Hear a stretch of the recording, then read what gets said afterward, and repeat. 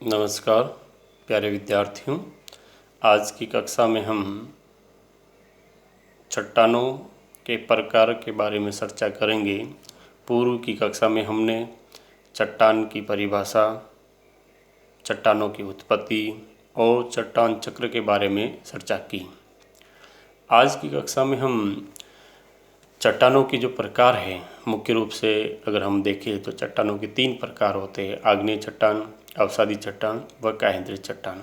तो आज की कक्षा में हम आग्नेय चट्टान के बारे में चर्चा करेंगे कि आग्नेय चट्टान, जिन्हें हम प्राथमिक चट्टान भी कहते हैं, जिनका या मूल चट्टान भी कह सकते हैं, इसी से अवसादी व केंद्रीय चट्टानों का निर्माण होता है।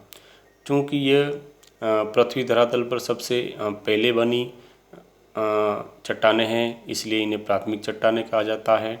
और इन चट्टानों का जो निर्माण है मुख्य रूप से वह ज्वालामुखी विस्फोट प्रक्रिया से निकलने वाले मैग्मा के द्वारा हुआ है।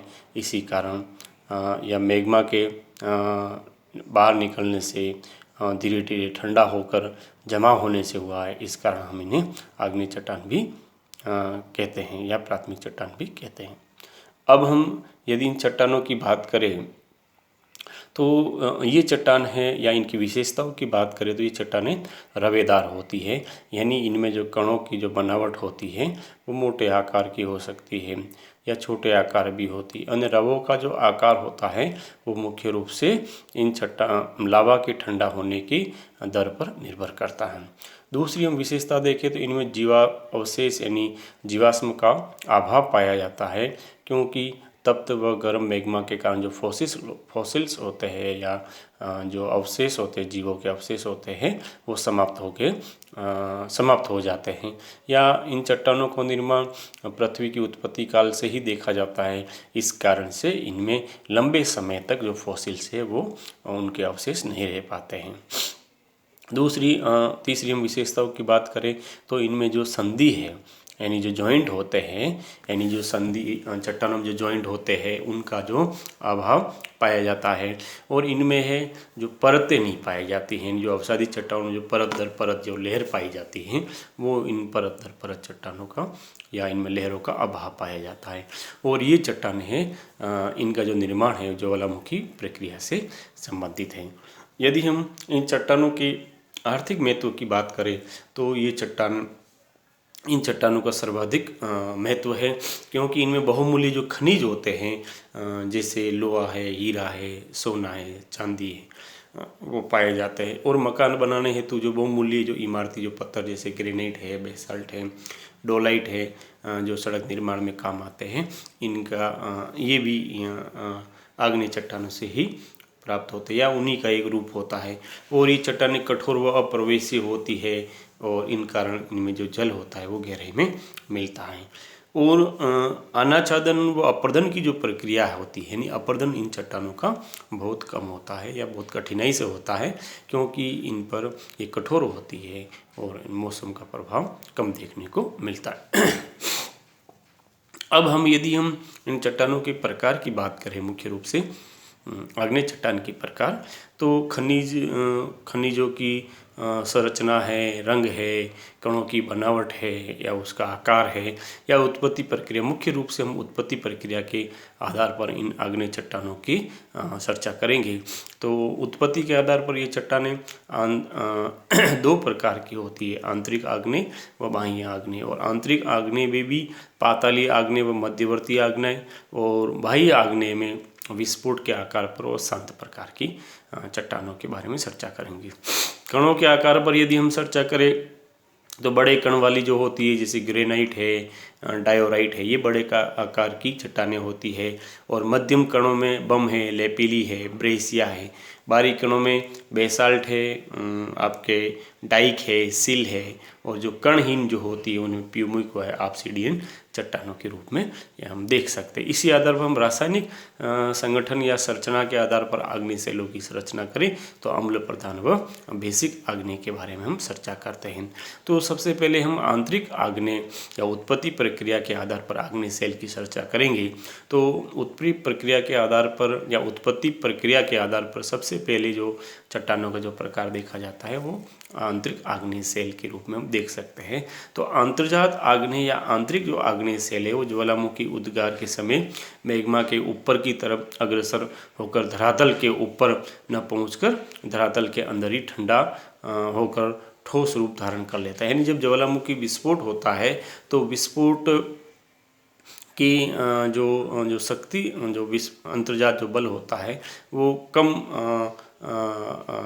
ताकत लगाता है, या आप कहते हैं कि वो शक्ति कम होती है। तो जो ज्वालामुखी या ऊपर की जो चट्टानें हैं बहुत ज़्यादा धरातल है बहुत ज़्यादा कठोर होने के कारण जो मैग्मा भूगर्भ से धरातल पर आना चाहिए था वो धरातल पर न पहुंचकर मध्यवर्ती भाग में ही जमा हो जाता है।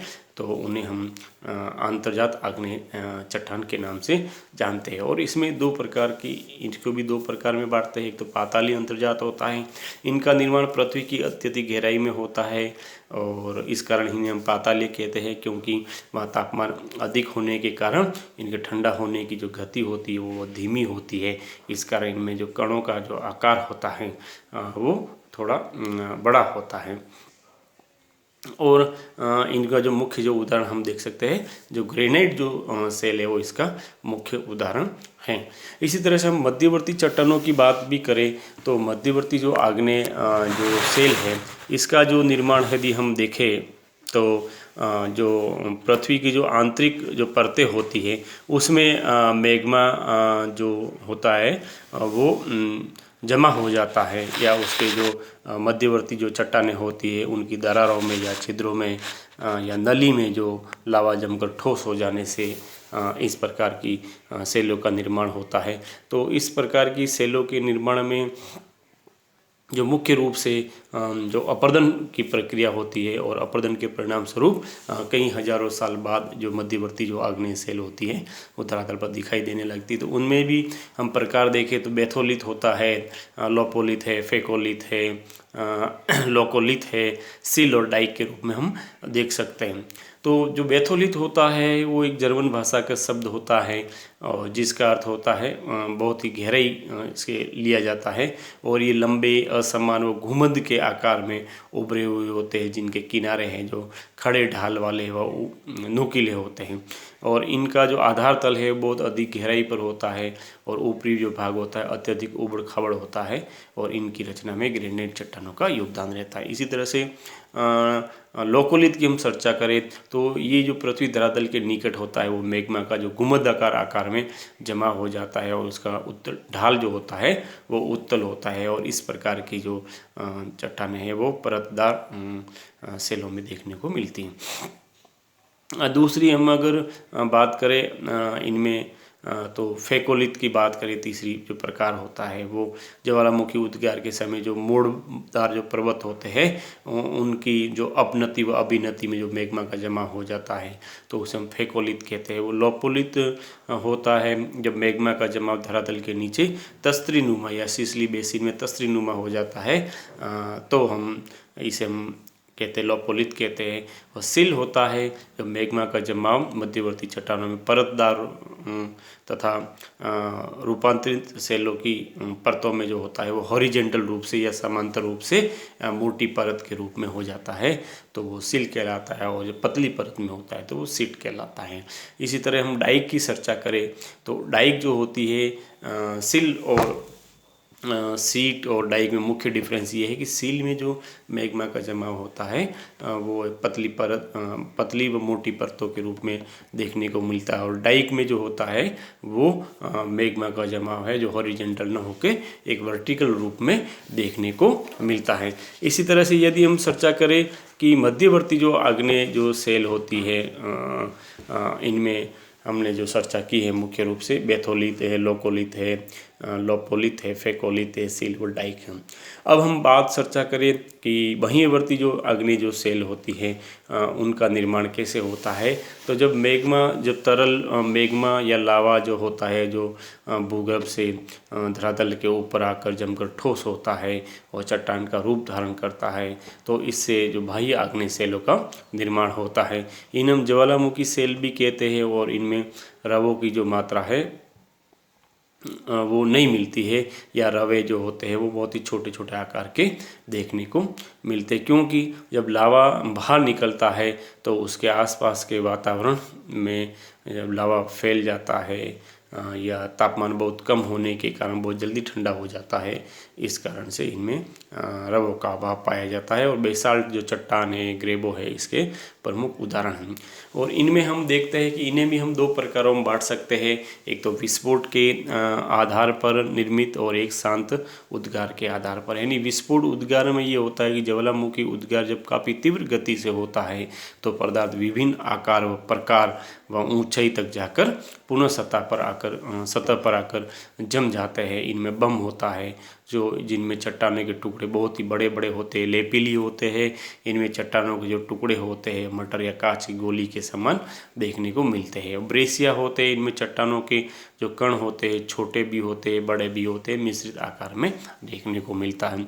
वो शांत उद्गार में यदि हम बात करें तो जब छोटे छोटे सुराखों से मैग्मा धरातल पर शांत रूप से आकर जमकर फैल जाता है और उनके ठंडा होने से जिन सेलों का निर्माण होता है, तो उनमें हम देखते हैं कि लावा जो पठार है इस तरह से हम कह सकते हैं लावा का जो परत दर परत जो जमाव होता है, इनमें मुख्य रूप से जो लावा का जो जमाव होता है स्पष्ट परतों के रूप में तो नहीं होता है, लेकिन परतें देखने को मिलती हैं।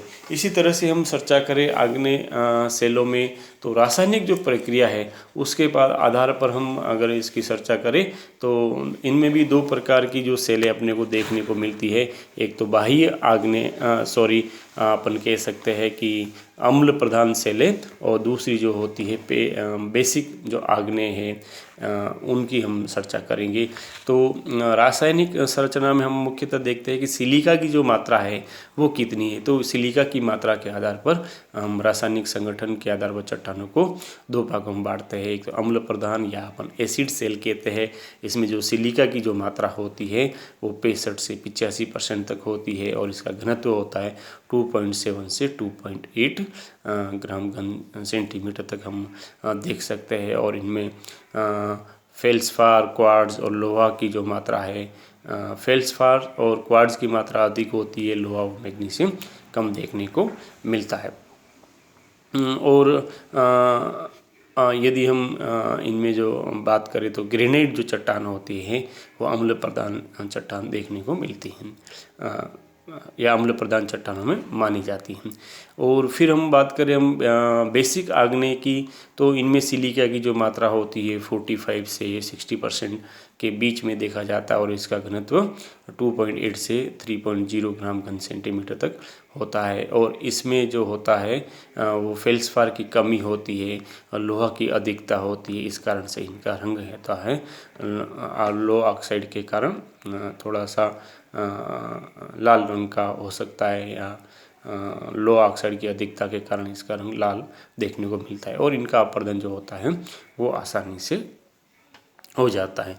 तो प्यारे विद्यार्थियों, आज की कक्षा में हमने आग्नेय सेल, उसके प्रकार, उसकी विशेषताएं और उसका जो महत्व है आर्थिक दृष्टिकोण से उसका क्या महत्व है, और उसके प्रकारों में हमने मुख्य रूप से देखा है कि आंतरिक आग्नेय सेल, बाह्य आग्नेय सेल और रासायनिक संगठन के आधार पर, कणों के आकार के आधार पर आदि के बारे में चर्चा की। तो आपको बहुत बहुत धन्यवाद।